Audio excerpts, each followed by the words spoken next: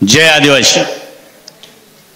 सन्माननीय महायुतीचे उमेदवार अतुल बेनके साहेब, सन्माननीय सर्व तोलामोलाचे भाजपचे पदाधिकारी असतील, शिंदे साहेबांच्या सेनेचे पदाधिकारी असतील, राष्ट्रवादी काँग्रेस अजितदादा गटांचे सर्व पदाधिकारी आणि कार्यकर्ते, नेते, उपस्थित बंधू आणि भगिनी, तरुण मित्र आणि पत्रकार मित्र, सर्वांना मी मनापासून धन्यवाद देतो।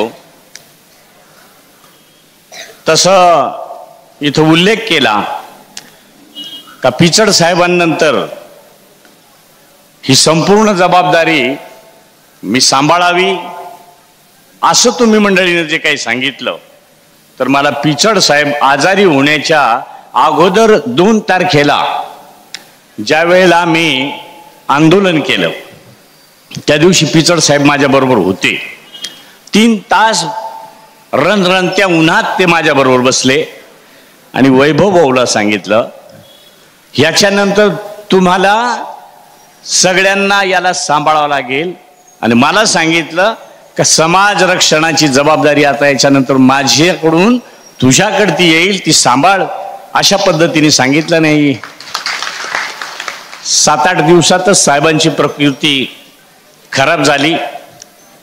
2-3 वेळा गेलो, पण आता आज जेव्हा फोनवर विचारलं तर साहेब जे कोमात होते 17-18 दिवस, आता त्यांची डोळ्यांची उघड झाप त्या ठिकाणी होते। आपण सर्व मिळून परमेश्वराला प्रार्थना करू की साहेबांना पुन्हा उभारी दे, आम्हाला मार्गदर्शन करू दे, अशा पद्धतीची प्रार्थना करतो। आणि या ठिकाणी आपल्याला आमदार अतुल भाऊंच्या माध्यमातून त्यांनी सांगितलं ते खरं आहे।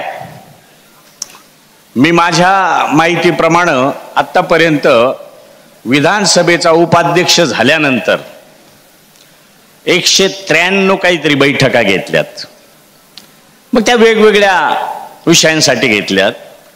परंतु ज्या वेळेला समाजाच्या आदिवासींच्या म्हणून जेव्हा आपल्या बैठका घेत होतो, त्यावेळेला कधीही न विसरता अतुल भाऊंना फोन केला असेल तर कधीच कुठलं कारण न सांगता प्रत्येक बैठकीला ते हजर राहिलेत।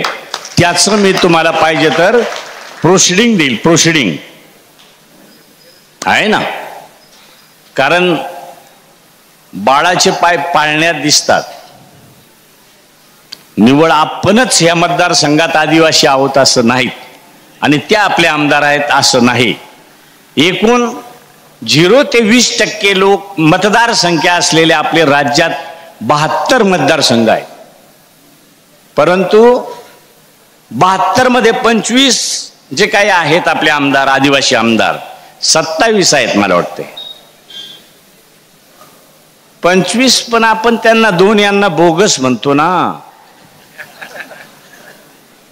नसल तर ते 25च आपण ग्राह्य धरतो, आणि मग त्याची 2 जे अनुपस्थित राहतात त्याच्यात 2 मी भर टाकतो। आपले बरेच आमदार येतात बिचारे, काहींना लांबून यावं लागतं, विदर्भातून यावं लागतं, त्यांना इमर्जन्सी कळवलं तर येत नाही, पण नंतर येऊन का होईना मला त्या विषयावर, समाजाच्या हिताच्या विषयावर पाठिंब्यासाठी सही करून देतात। पण बेनके साहेबांनी सुनील अण्णा हे फोन केला का 2.5-3 तासात पोहोचून जातात, आणि मग मी हे जवळचे म्हणून आणि तरुण तगडे म्हणून, कारण बाकीचे थोडेसे म्हातारे आहेत केराम साहेबासारखे, त्यांना तेवढ्या लांबून येणं शक्य होत नाही, हे ताबडतोब त्या ठिकाणी हजर होत असतात। आणि प्रत्येक वेळेला हे 2 जण तिथं 100% असणार म्हणजे असणार। आणि मग त्यांनी सांगितलं जेही बजेट होतं, आदरणीय दादा, हे तुम्हाला आपल्याला सगळ्यांना माहित आहे, दादा फणस आहे, फणस।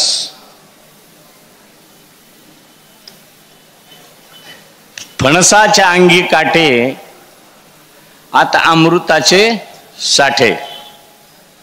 वर तर ते खरबळ दिसतं, काटे दिसतात, पण आत जर बघितलं तर शुगरवाल्याचं तर कामच नाही. एवढा मवाळ, एवढा सांभाळून घेणारा माणूस, आणि त्याच्यातही सगळ्यांनाच त्यांच्यापर्यंत जाता येतं आमदारांपैकी असंही म्हणता येणार नाही.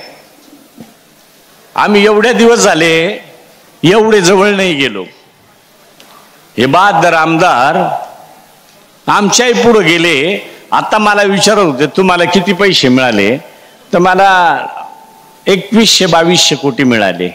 आणि यांना किती मिळाले? 3300 कोटी. मग मी नवा का ते नवे, का मी जुना ते जुने, काय नेमकं समजायचं? तर एक स्वभाव असतो त्याच्यात. त्यांना बऱ्याच गोष्टींना मी त्यांची मदत घेतलेली आहे. शेजारच्या सगळ्या 7-8 आमदारांच्या उपस्थितीसाठी खूप निर्णय चांगल्या पद्धतीच्या आपल्या समाजासाठी घेतले, इतरांसाठी सुद्धा घेतले, सरकारनं निर्णय घेतले. पण काही निर्णय हे आदिवासींसाठी घेत असताना पहिलं प्राधान्यानं त्या ठिकाणी आम्हाला विचारलं जातं. याचा आम्हाला त्या महायुतीच्या सरकारचा सार्थ अभिमान आहे. विचारतात म्हणजे मी तसा तेवढा कमी बोलत असेल, दिसायला साधा असेल, पण मी सुद्धा एवढा साधा नाही. त्याच्यामुळं प्रत्येक गोष्ट विचारतात मला. आणि मग त्यावेळेला मी बऱ्याच बाबींसाठी त्या ठिकाणी प्रयत्न केलाय, त्याच्यात यश आलंय. त्यात आदिवासी विभागानं ठक्कर बाप्पा योजना जी काही लागू केली, जेव्हा योजना सुरू झाली त्या दिवसापासून आजपर्यंत, म्हणजे मागच्या वर्षापर्यंत 31,35,000 रुपये शेवटचा मापदंड होता. त्याच्यावर 36,000 सुद्धा जास्त होत नव्हते, म्हणजे 1,000 सुद्धा वाढत नव्हते. पण मग आम्ही सांगितलं का दादा, हे एवढ्या दिवसाचं जे काही 31,35,000 आहेत, इकडं तर 75 रुपयाची सिमेंटची गोण 450ला झाली. का जेव्हा ठक्कर बाप्पा सुरू झाला होता तेव्हा 500-550 मीटर रस्ता व्हायचा. आता तो 50-60 मीटर होतो. रेट वाढले नाही. आताच्या वेळेला आमदार साहेबांना आवर्जून मी सांगितलं होतं का प्रकल्प कार्यालयात कोणीतरी PA पाठवा, आणि तिथं तुमच्या हक्काचा माणूस प्रकल्प अधिकारी आहे. यांच्या हक्काचा होता, पण तुम्हाला फार बोटावर मोजण्या एवढ्या माणसांना कदाचित ओळखायला आला असेल का ते तुमचे माझे जावई होते, गायकवाड साहेब. पण त्यांना काय वाटत होतं काय माहिती, तो माणूस अजूनही 9 वर्ष जळगावला होते, पण त्यांना 9 वर्षात कोणाला कळू दिलं नाही का हिजीराव साहेबांचे जावई. सांगतच नव्हतं ते. पण यांना मी सांगितलं तुम्ही हक्कानी जा, तुमचे PA पाठवा, त्यांच्याकडून कामं करून घ्या. मी बघितलं पहिल्यांदा माझ्या माहितीप्रमाणे ह्या घोडेगाव प्रकल्पात स्ट्रॉबेरीच्या प्रोजेक्टवर आंबेगावमध्ये, आपल्या इकडे किती असेल माहित नाही, पण ते स्ट्रॉबेरीच्या शेजारी राहणारा माणूस आहे तो. त्यांनी केलं ते.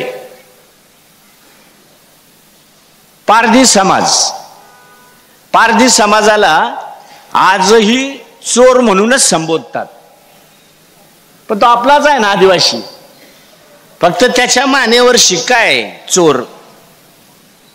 पण त्याला जर आपण जर योग्य वळणाला नेलं तर नगरमधल्या मुलांनी गुळाचा कारखाना टाकलाय. गुळाचा कारखाना, मुरघास विकतात. हे आपण जेव्हा त्यांना, जसं हे तुम्हाला मार्गदर्शन करतात किंवा तुमच्या अडचणीला धावून येतात, असं कोणीतरी आपला असला पाहिजे आणि त्याला आपण आपलं म्हणायचं. काय जातीनं आहे, कोण आहे, याच्यापेक्षा ते आपलं आहेत अशा पद्धतीनं आपण त्यांच्याकडे पाहिलं पाहिजे. का जसं ते आता सांगत होते, माणसाच्या डोक्यात काटे येतील का मी आदिवासी आहे असे सांगणारे हे पहिले छत्रपती असतील. पहिले महाराज होतेच, कारण महाराजांबरोबर मावळे आदिवासी होते. तसं आता आम्ही तुमच्या बरोबर मावळे आहोत. तुम्ही चिंता करू नका. मला आज सकाळपासून अनेक फोन आले, पण त्यांनी एक समाधानाने सांगितलं, तुम्ही गेलं पाहिजे, प्रोटोकॉलनं तुम्हाला बोलवलंय, तुम्ही गेलं पाहिजे. त्यांनी मला अडवलं नव्हतं आणि त्यांचा स्वभावही वेगळाच आहे म्हणे. माणूस चांगला आहे. धनगर आरक्षणावर फक्त पहिला आदिवासींना सपोर्ट करणारा आमदार बेंडके साहेब अशा आमच्या ज्या काही आपल्या ज्या संघटना आहेत त्याच्यापैकी अनेक संघटनांनी मला सांगितलं, बिरसा ब्रिगेडनं मला सांगितलं, साहेब आहे आमचं आपसातलं संघटनांमध्ये काही हेवे दावे असतील, पण त्या माणसाविषयी तुम्ही गेलात तरी आम्ही तुम्हाला काही म्हणणार नाही. त्यांना मी सांगितलं, बाबा असं आहे, राज्याचं नेतृत्व करायला मला सांगता. बऱ्याच ठिकाणी आता माझ्या मतदारसंघात सांगत असतात, साहेब तुम्हाला आम्ही निवडून देऊ, तुम्हाला आदिवासी विकास मंत्रीच करू. माझं म्हणणं आहे, आदिवासी विकास मंत्री माझ्या मतदारसंघातलेच लोक नाही करणार, त्याला आमदार लागतील. हे आमदार जर समजा माझ्या बरोबर नसले, मी कसाही निवडून आलो, तर मला कोण आदिवासी विकास मंत्री करेल? मग त्याला पुन्हा दुजोरा देऊन मी सांगत असतो, का बरं मी आदिवासी विकास मंत्री आहे म्हणून मला मी आदिवासी असल्यामुळं मला आदिवासी विकास मंत्रीच फक्त करायचं, का बरं दुसरं मंत्रीपद आदिवासी नाही सांभाळू शकत काय? अरे मी अख्खं राज्य सांभाळलं, 288 आमदार सांभाळले, तर एखादं चांगलं खातं मी सांभाळू शकतो काय म्हणून आदिवासी खातं? तर नाही, मग काही सांगतात सगळ्यात श्रीमंत खातं आहे. फक्त या आपण सांगतो ना ऐकतो, श्रीमंत खातं खरंच आहे, पण श्रीमंत खातं ते प्रॅक्टिकली उतरावं लागतं. का जे मी ह्या सगळ्यांना खाली बसून लिहून द्यायचो मुद्दे, खोसकरांना 2 मुद्दे, यांना एखादा मुद्दा, विरोधी पक्षातल्या काही आपल्या आमदारांना मुद्दा द्यायचा. का 53 वेळा बजेट झालंय आदिवासी विभागाचं, 53 वेळा, आणि 3 वेळा प्लस आहे. बाकीच्या 50 वेळा मायनस आहे.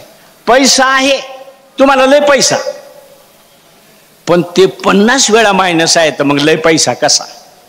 पण जेव्हा आम्ही सगळ्यांनी मिळवून विठाव केला होता आणि सांगितलं होतं आम्ही याचिका दाखल करू, 50 वेळा जेवढे पैसे आमचे राहिलेत ना, तो आकडा मला सुद्धा वाचता येत नाही, एवढा मोठा झाला. आणि तेव्हा फडणवीस साहेब वित्तमंत्री होते. फडणवीस साहेबांनी मान्य केलं, मी 7-8 दिवसात मागचे नाही पण माग 2 वर्षाचे तुम्हाला पैसे देईल.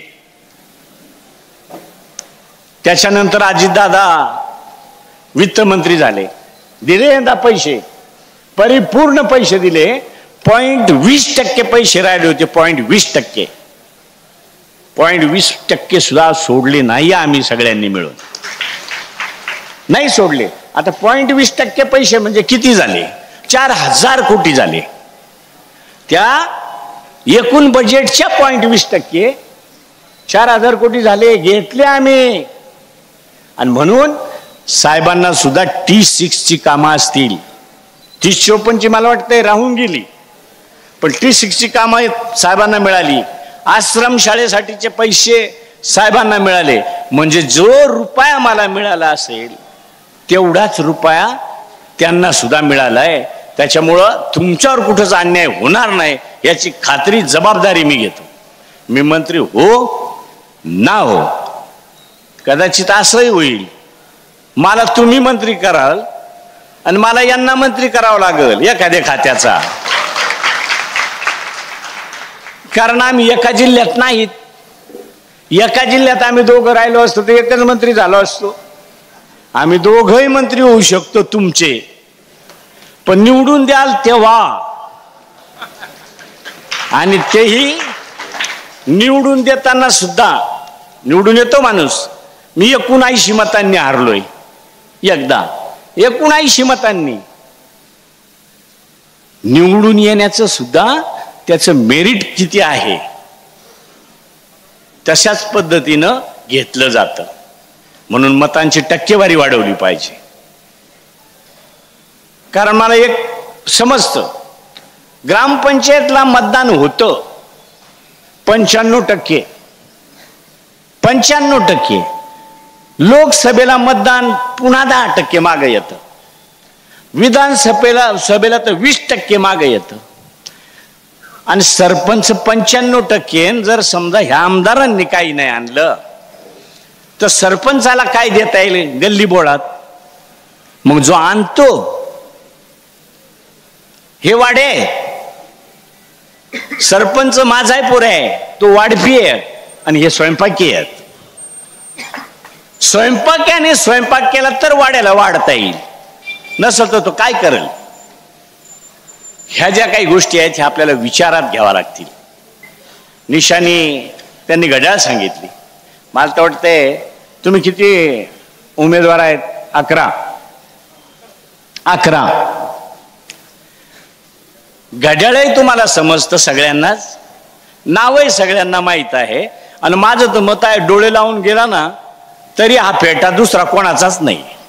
288 मध्ये फेटा नाही. आनंद फेट्यावरच्या समोरचं बटन दाबणं. जसं माझं टोपीवाला मी एकटाच आहे. मी कोणालाही सांगतो, अरे तुम्ही काहीच पाहू नका, टोपी पहा. कारण घड्याळ एक दिवस पाहायचं आहे, पण टोपी बाकी रोज पाहिजे. तसा फेटा कायम आहे. त्याच्यानं जास्तीत जास्त मतदान करून घेणं आणि ते आपल्या पारड्यात कसं जास्त पडेल याच्यासाठी सगळ्यांनी प्रयत्न करावा अशी मी आपल्याला विनंती करतो. पण खात्रीनं सांगतो आमदार साहेब, मी खूप इलेक्शन पाहिली, खूप. मी स्वतःच तर उठत पडत 5 इलेक्शन केले, पण तरुण वर्ग कधीच पुढं नव्हता. आताच्या वेळेला तरुण वर्ग पुढं आहे. आणि तरुण जेव्हा खवळतो ना, समुद्राच्या लाटीसारखाच असतो. अशी लाट आता त्या ठिकाणी तयार झालेली आहे. गेली ती मागची सुनामी, गैरसमजाने गेली. पण आताचं सरकार किंवा केंद्रातलं सरकार ज्या पद्धतीनं सांगत होते का यांचं संविधान रद्द केलं जाईल, संविधान रद्द नाही झालं, पण आदिवासी मुर्मुताई बाकी राष्ट्रपती झाल्या ना. याच सरकारने केल्या ना. अध्यक्ष उपाध्यक्ष याच सरकारने मला उपाध्यक्ष केलं. आणि सरकार उलट पालट झाल्यावर मला थोडा वाटायला लागलं का साला आपलं काय आता दडगत नाही. सरकार बदललं का काही निर्णय होतो. मला वाटत होतं आता मला हे काढतील बरं का, आपलं चंबुगा बाळा आवरा इथून निघा आपल्या आमदार निवासला. पण तसं नाही झालं. उपाध्यक्ष अध्यक्ष सुद्धा 1.5 वर्ष ठेवलं. हेच सरकार होतं ते. म्हणून आदिवासीशी कनेक्ट असलेलं सरकार जर म्हटलं तर साहेबांनी सांगितल्याप्रमाणे काँग्रेस एक दिवस होता, नंतर थोडे दिवस पवार साहेबांबरोबर जे गेले ते घड्याळाबरोबर गेले. आता घड्याळ दादा बरोबर आहे. आम्हाला गद्दार म्हणतात. 2004 साली सुद्धा मी किंवा मागच्या पंचवार्षिकला साहेब घड्याळाच्याच निशाणीवर होते. आणि आज काय दुसरी निशाणी आहे का त्यांची? आजही घड्याळच आहे, मग गद्दारी कशी? म्हणून माझी विनंती आहे, ठक्कर बाप्पाचे 31,35,000 होते, 1 कोटी रुपये केले. 31-35च्या जागेवर 75 लाख त्याच्या खाली 50 लाख 25 लाख अशा पद्धतीने स्लॅब त्या ठिकाणी झालेत. म्हणजे आपल्याला ज्या गल्ली बोळातली जे काही कामं आहेत ती करायला सरपंच लोकांना त्या ठिकाणी चांगली संधी या निमित्तानं उपलब्ध झाली. शेबरी आवाजचं 1,35,000 रुपयाचं घर आता 2.5 लाखाला होतंय. 2.5 लाखाचं प्रपोजल पूर्ण अंतिम टप्प्यात आहे. केल्याशिवाय राहणार नाही हे आमदार साहेबांच्या वतीनं मी तुम्हाला खात्री देतो. स्मारकाचं त्यांनी सांगितलं. आपण राघोजी भांगरा साहेबांचं वासाळीला त्या मिटिंगला तुम्हालाही बोलवलं होतं, तुम्ही आले पण थोडेसे लेट झाले होते. माणिकराव कोकाटे साहेब पण आलेच होते, प्रोसिडिंगला सही केलेलीच आहे.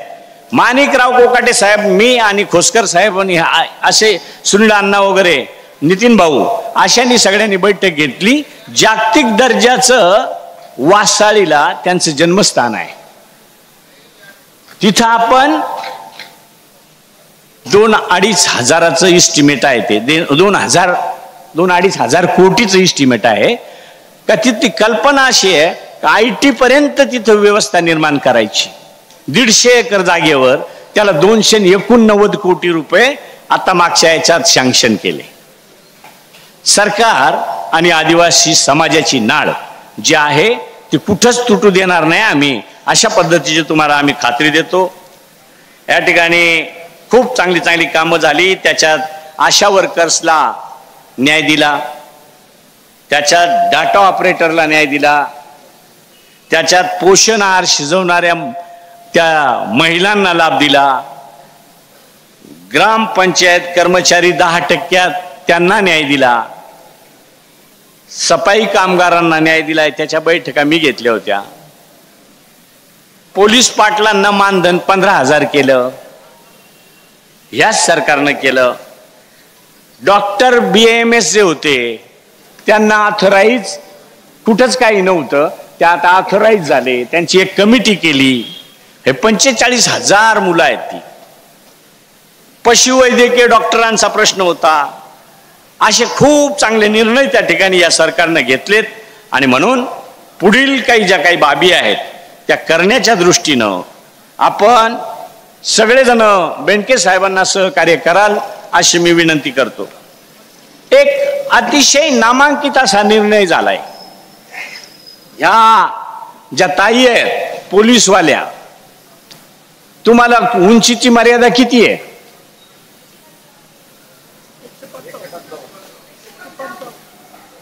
तू कश काय रे बाबा 155 भरली? 5 सेंटीमीटरनं तुम्हाला RR पाटील गृहमंत्री असताना 5 सेंटीमीटरनं उंची शिथिल केली, मुलांसाठी नव्हती केली. आताच्या सरकारनं मुलांसाठी सुद्धा 5 सेंटीमीटरनं उंची शिथिल केली. आता मुली 5 सेंटीमीटर कमी केल्यामुळं मुलींची संख्या जास्त, मुलं घरी आहेत. ह्या 5 सेंटीमीटरनं 1 सेंटीमीटरनं 2 सेंटीमीटरनं जे घरी राहत होते ते आता पोलीस होते. मुलींच्या परदेशी शिक्षणाची व्यवस्था, कारण मुलीला जागेवर व्यवस्था असली, सगळ्याच हॉस्टेल वगैरे असलं तरच शिक्षण होतं. नसलं तर माझ्यासारखी 7वी नापास बायको करावं लागते. माझी बायको 7वी नापास आहे. शाळाच नव्हती, शाळा उभी करून दिली मला ह्या गव्हर्नमेंटनं. त्यावेळेला तिथं मी कॉलेज काढलं आणि तिथंच शिकून माझी सून BSc नर्सिंग BSc आहे. हे सरकारनं निर्णय घेतले आणि म्हणून साठी आपल्या या कामसू सरकारला त्या ठिकाणी निवडून देण्यासाठी किंवा पुन्हा सरकार बसवण्यासाठी आमच्या सारख्यांना त्या ठिकाणी परत विधानसभेत पाठवाल अशी विनंती करतो आणि थांबतो. जय हिंद, जय महाराष्ट्र.